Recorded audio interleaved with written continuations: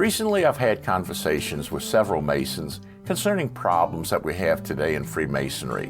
One Mason mentioned that we need to face the fact that many of today's problems began a good number of years ago with declining membership. He said that he felt that because of the concern for dwindling numbers, we did not pay close enough attention as to who joined us. He said that because we did not properly guard the West Gate, too many joined who should not have been allowed to join. They have now worked themselves into all positions in all Masonic bodies. He feels that these individuals are causing us organizational problems. Another brother mentioned something along the same lines, but added that we need to be quicker in rejecting candidates who we have questions about. We need to be stricter at the ballot box. Both brothers agree that Freemasonry has a problem. They also agree that we need to do something. I did a lot of thinking about what was said by them both. Here's the problem. We know something is wrong. We want to fix it. So, how do we do it? I believe that the first thing that we need to do is to step back and look at the situation from a different angle. We must understand the nature of Freemasonry. It's not a civic society or a social group. It's a moral philosophy designed to improve the quality of life and thinking of its members. If Freemasonry were designed for everyone, then we would not need an investigation committee or a ballot box. We would just take the checks and add the names of the new members. Even though some lodges almost do that very thing, we know it's wrong. But there is more to this situation.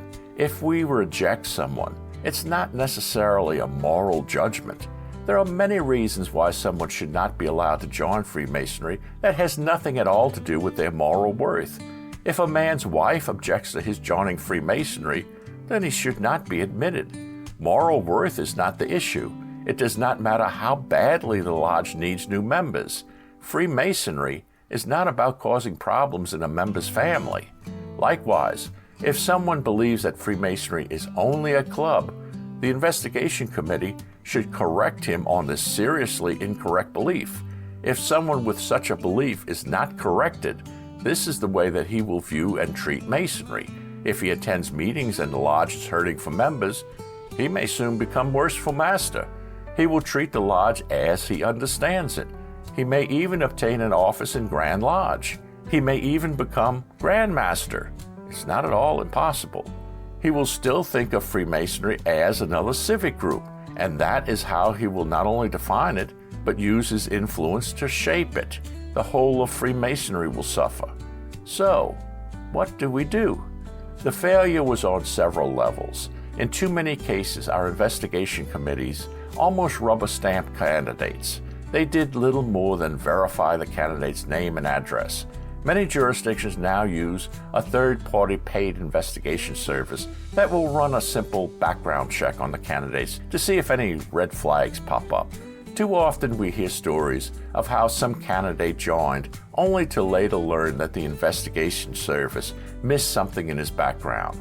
All blame is placed on the investigation service, but no blame on the investigation committee. Where were they? Why didn't they do a proper job of investigating the candidate? But just because a Grand Lodge requires lodges to use paid investigation services does not mean that they have relieved the investigation committees of their responsibilities. One answer may be that the investigation committee was never trained. It is very possible that the reason that untrained investigation committees exist is because the worshipful masters did not know that they needed to be trained.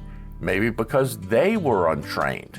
They advanced through the chairs quickly simply because they showed up.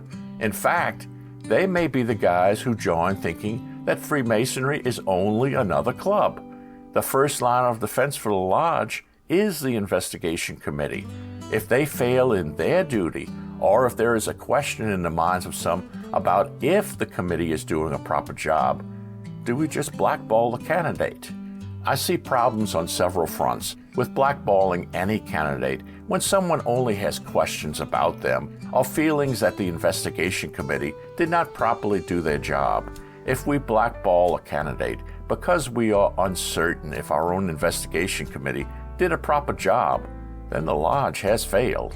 It is a clear statement that not only do we feel that the candidate is unworthy, but the investigation committee is also unworthy. It would seem to be saying that their evaluation of the candidate is not a valid one, and although they have approved the candidate, we know better than them. If this is the case, then why do we need an investigation committee at all? If we know that unworthy individuals have joined our ranks, and we know that we can't trust the judgment of our own investigation committees to be square or true, then what's the point of anything that we do? At some logical place, we need to stop and rethink the entire situation. I believe that in all of Freemasonry, aspects of the lesson of Hiram play a larger role than we sometimes give it credit. In the Hiramic legend, we learn of an unyielding and uncompromising integrity. Put yourself in his place. At any point, he could have switched to the easy road and made his personal situation a whole lot simpler for himself. He could have said, "Oh, is that what you want? Okay, here you go." But he refused their demands because he had integrity. Sometimes being a Mason means that we must make the tough decisions and do things that are far from easy. If we have integrity and seek to do what is responsible, then we will try to find a way to do what is right, even if it's terribly difficult. Step back for a moment. We know many have already joined Masonry who maybe should never have joined. This does not necessarily mean that they are bad or immoral people. It just means that either Freemasonry was not properly explained to them, or the investigation committee did not do their job due to carelessness or concern over dwindling numbers. Regardless of how they accomplished it, they did join us. You can't just throw them out, but it does present problems. We must act responsibly. We must always hold everyone accountable for their actions. We must put the best interest of the lodge and Masonry first. I don't mean selectively pick and choose who should be held accountable. I mean everyone should be held accountable by the same standards. Some time back, I remember a lodge that had a truly awful worshipful master. He was not only unable to do any of the ritual work, he was unorganized, sloppy-looking, often missed lodge meetings, arrived late when he did, and was generally incompetent. But do you know what? He was a nice guy. After his year was over, a past master of the lodge was talking with me about the problems in the lodge. I mentioned the situation with this master. I told him that it was unfair to the brother, as well as to the lodge, to have elected him master. The brother told me that he disagreed because he felt that everyone deserves a chance to be worshipful master. I thought a good bit about that opinion and realized that this is the club mentality. If we are a club and nothing that we do really matters, then yes, anyone can be master and everyone who joins and shows up should be given this position, especially if the lodge has trouble filling the chairs. Are we a club, or are we something much more? If we are something much more, exactly what are we? If Masonry is a system of moral and philosophical education, then we must realize that this type of educational system requires specific training. I am neither a medical doctor nor a car mechanic. Sure, I can put Band-Aids on small injuries, but that's about it. Who in their right mind would come to me to diagnose a serious medical condition or a serious auto repair situation? If I am upfront and honest concerning my clear limitations, then the poor judgment will be with the one who would seek such advice from me.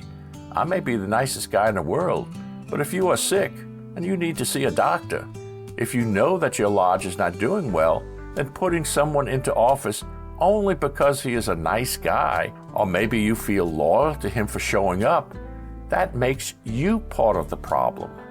If we acknowledge that Freemasonry is not a club, then we are forced to see it for what it is, a complex philosophical education system. So, this is what we are. Or are we a club? Which is it? If we are a club, then we need no training, no expectations, and no accountability. We just eat, read minutes, and visit with our friends. If we recognize that we are something much more and we care about Freemasonry, then we need to look at our present situation and rethink our priorities. I don't believe that we should blackball candidates who have been approved by an investigation committee, except in extraordinary situations. If the candidate does not live up to what we believe a Mason should be, then we should never again appoint the members of his investigation committee to another such committee. If the new member does not live up to expectations, then he should not serve in any office. If we don't have enough members to fill the chairs without unqualified members filling slots, then we need to close shop. Don't want to close shop? Then make sure that all who serve are qualified. We are who we claim to be, or we are not.